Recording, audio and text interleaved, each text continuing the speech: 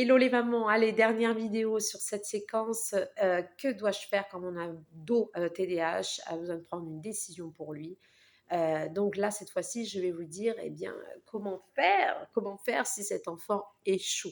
Et alors là, c'est le drame parce que souvent, en tant que maman louve, on se dit, mon Dieu, mais je le savais déjà à l'avance. Alors, peu importe que vous le saviez ou pas, à un moment donné, j'ai envie de vous dire comment vous avez réagi lorsque vous avez échoué, lorsque vous vous êtes trompé, lorsque bon, vous vous êtes rendu compte que vous avez fait des erreurs ou que vous avez mal agi, que ça vous a mené à un échec.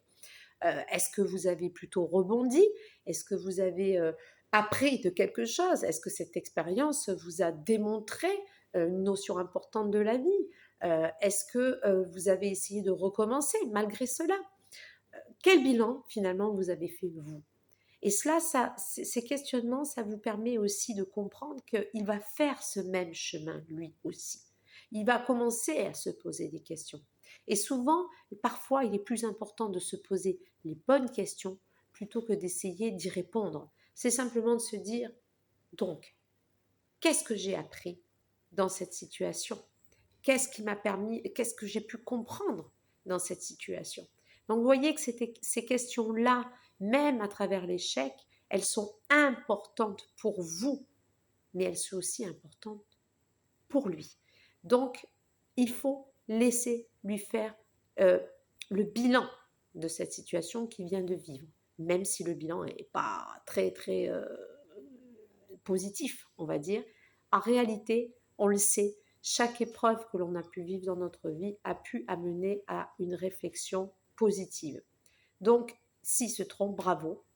Franchement, bravo, il aura essayé et c'est justement dans ces épreuves-là qu'il aura appris, tout comme vous avez appris aussi de vos propres expériences. N'hésitez pas toujours à l'entourer plutôt que de le culpabiliser. Le fait de culpabiliser, encore une fois, c'est comme si vous lui envoyiez le message, tu as échoué, je t'avais dit que tu n'aurais pas dû essayer et donc la prochaine fois, il vaut mieux ne rien faire. Donc laissez-le justement découvrir ce qu'il a à découvrir. Éventuellement proposez-lui d'en parler parce que peut-être qu'après cela, il a peut-être plus envie d'engager une conversation et de découvrir avec vous ce qu'il peut tirer comme conclusion. Mais en tout cas, il faut vraiment continuer de lui faire confiance à travers chaque étape de sa vie. Il est encore jeune, ce n'est pas une erreur qui va le retarder. C'est-à-dire que même si, par exemple, il devait décommencer des études, hein, par exemple, qu'il aurait choisi, et puis qu'au bout d'un an ou deux, il se rend compte que ce n'est pas du tout ce qu'il avait envie de faire, félicitez-le. Ok, tu t'es rendu compte, bravo, que ce n'était pas fait pour toi. Et ben c'est pas grave, tu vas rebondir et tu vas faire autre chose. Il a encore toute sa vie devant lui. Ce n'est pas même 5 ans d'études à 20 ans qui va l'empêcher de rebondir sur autre chose. Ce n'est que 5 ans dans une vie, c'est rien. Et puis même à travers ces 5 années d'expérience, il aura quand même appris des choses. Donc encore une fois, il faut prendre une certaine distance. Alors si effectivement vous allez me dire, je vous vois, je vous attends au virage, vous me dites oui, mais moi ça m'a coûté tant de devoir le suivre dans son choix. Oui, ben, c'est peut-être l'occasion justement de lui rappeler que tu vois, tu te rappelles, je t'avais dit que tu dois tirer les conséquences. Donc effectivement, là, tu vois, je me suis engagée avec toi, ça m'a coûté tant. Et donc, il faut que tu prennes conscience que chaque acte a ses conséquences et que justement, ces conséquences-là m'ont coûté tant. Donc, la prochaine fois, peut-être réfléchis un peu mieux, pèse un peu mieux le pour et le contre, peut-être écoute-nous un petit peu plus pour que tu puisses prendre une meilleure décision. Il faut qu'il soit conscient de l'investissement que cela peut vous avoir coûté.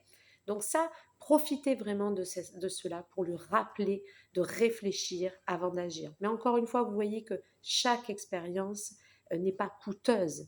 Elle est au contraire, c'est un plus. C'est un plus, c'est quelque chose qu'il aura acquis, c'est quelque chose qu'il aura compris. Donc voilà, j'espère que ces séquences de vidéos vous auront permis de mieux appréhender cette situation, qui est finalement une situation plutôt courante que nous devons toutes vivre lorsque nous sommes maman d'un ado. Voilà, je vous remercie et je vous donne rendez-vous à une prochaine vidéo.